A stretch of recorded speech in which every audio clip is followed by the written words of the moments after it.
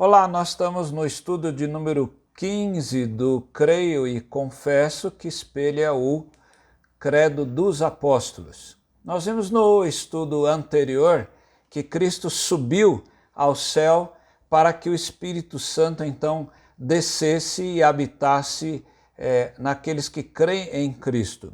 Hoje nós vamos ter uma visão aí do trono de Deus, onde Cristo mostra a sua posição de autoridade como rei sacerdote. O credo diz que Cristo está assentado à mão direita de Deus Pai Todo-Poderoso. Antes de tudo, se você não é inscrito neste canal, faça a sua inscrição e ative o sininho para que você seja avisado de futuras publicações. Jesus disse depois de ressurreto em Mateus 28:19, que toda autoridade me foi dada no céu e na terra. Jesus assim disse. É nessa posição ou poder que Cristo está agora, não mais como sujeito ao pecado e às tentações, como diziam os reformadores, possibilitus pecantes, não é? Misael Nascimento, no seu livro Os Primeiros Passos dos Discípulos, quando retrata aí o credo, ele diz que, estando no céu, assentado à mão direita de Deus Pai Todo-Poderoso, o Senhor Jesus intercede por nós junto ao Pai e que nos governa como o cabeça. Isso é muito importante nós sabermos que nós não estamos num barco sem rumo, mas existe um Deus que controla o tempo, a vida, a história, e Deus governa também a nossa vida. Como as pessoas dizem, Deus está no controle.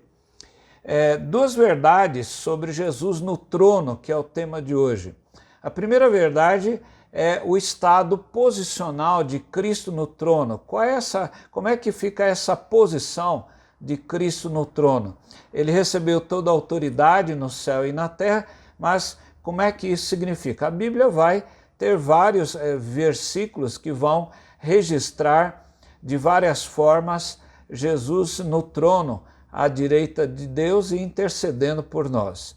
Hebreus 10:12, o autor aos Hebreus diz que Jesus, porém tendo oferecido para sempre um único sacrifício pelos pecados, assentou-se então à direita de Deus. Colossenses 3:1, Paulo, quando preso, ele escreve, portanto, se vocês foram ressuscitados juntamente com Cristo, busquem as coisas lá do alto. Lá do alto, por que buscar as coisas lá do alto? Porque lá é onde Cristo vive assentado à direita de Deus. Então nós temos um rumo na vida, aqueles que creem em Cristo, e agora podem então buscar a intercessão de Jesus Cristo, nosso advogado.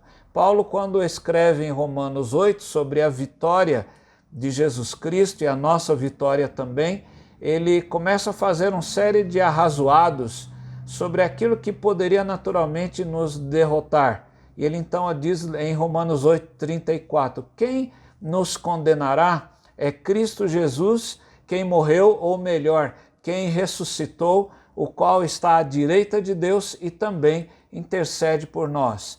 Em Atos 7:55, quando Estevão é martirizado por apedrejamento, Pedro então tem uma visão de Jesus ali no trono, e ele, antes de morrer, ele diz, mas Estevão, diz o escritor Lucas, não é? Mas Estevão, cheio do Espírito Santo, fitou os olhos lá no céu e viu a glória de Deus e Jesus que estava à direita de Deus. Então veja que isso é um fato histórico e uma visão espiritual também. Aqui em 1 de Pedro, capítulo 3, versos 21 e 22, o apóstolo Pedro diz, por meio da ressurreição de Jesus Cristo, que depois de ir para o céu, está à direita de Deus, ficando-lhe subordinados anjos, poderes e potestades. Então Jesus está ali no trono de Deus, à direita de Deus, e ele está intercedendo por nós, e aos seus pés ficam subordinados os anjos, as potestades e os poderes, não é? Então, quando nós oramos a Jesus, nós precisamos ter essa ideia de que o trono de Deus é o local adequado para aqueles que estão em aflição, e vamos encontrar Jesus subordinando a si mesmo todas as coisas. Então essa é a questão da posição de Jesus no trono, né? De maneira soberana, de maneira real, de maneira que ele governa todas as causas e todas as coisas, e ele também trabalha por nós. Em segundo lugar, Cristo, como rei sacerdote no trono, ele vai agora não só mostrar o seu governo, mas também a sua atuação em favor dos seus escolhidos, daqueles que creem nele. Emerson Maia, que escreve um livro muito interessante sobre o credo, chamado Eu Creio, ele diz que Jesus Cristo no céu, ele cuida dos interesses do seu povo, apresentando-se como rei sacerdote, que intercede pelos seus, tendo como respaldo o seu sacrifício único, perfeito e eficaz, cujos benefícios oferecidos e aplicados ao seu povo. Veja alguns textos que de fato vão comprovar Jesus como rei sacerdote, como bem disse o reverendo Emerson. Hebreus 9, 23 a 28, um texto bastante completo sobre isto, diz que era necessário, portanto, que as figuras das coisas que estão nos céus fossem purificadas com tais sacrifícios, mas as próprias coisas celestiais requerem sacrifícios superiores àqueles, porque Cristo não entrou em santuário feito por mãos humanas, figura do verdadeiro santuário, porém no próprio céu, para comparecer agora por nós, né, como sacerdote, né, por nós, diante de Deus. Ele não entrou para oferecer a si mesmo muitas vezes, como o sumo sacerdote entra todos os anos no Santo dos Santos com sangue alheio.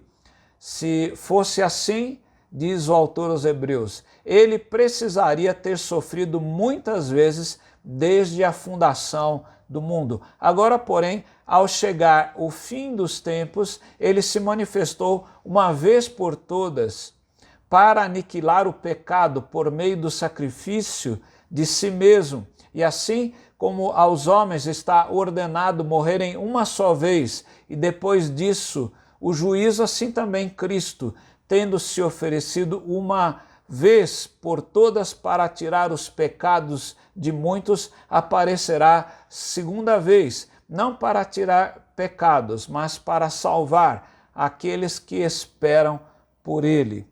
O autor aos Hebreus, ainda no capítulo 8, verso 1, ele diz, ora, é essencial das coisas que estamos dizendo que temos tal sumo sacerdote que se assentou à direita do trono da majestade nos céus. Hebreus 7, 25 ainda mostra que, por isso também, pode salvar totalmente os que, por ele, se aproximam de Deus, vivendo sempre para interceder por eles. Então ele é o rei sacerdote, é aquele que está diante de Deus, no trono de Deus, mas é aquele que também intercede por aqueles que estão pedindo e suplicando, não só pelo perdão de pecados, mas para a solução das várias dificuldades. E por fim, o texto de 1 João, capítulo 2, versos 1 e 2, quando o apóstolo João, aliás, diz, meus filhinhos, escrevo estas coisas para que vocês não pequem, mas se alguém pecar, temos um advogado junto ao Pai, Jesus Cristo, o justo. Ele é a propiciação pelos nossos pecados, e não somente pelos nossos próprios, mas também pelos do mundo inteiro. Veja que assim, Cristo está no trono, à direita do trono celestial, e como rei sacerdote, ele intercede por aqueles que buscam a sua face em oração. E a sua intercessão, ela é eterna e ela é eficaz. Você crê nisso? Eu convidaria então você a entregar o seu coração a Jesus, e você crer que Jesus está à direita de Deus e ele intercede por nós, pecadores. Que o Senhor abençoe a você, que o Senhor abençoe a sua casa também. Amém.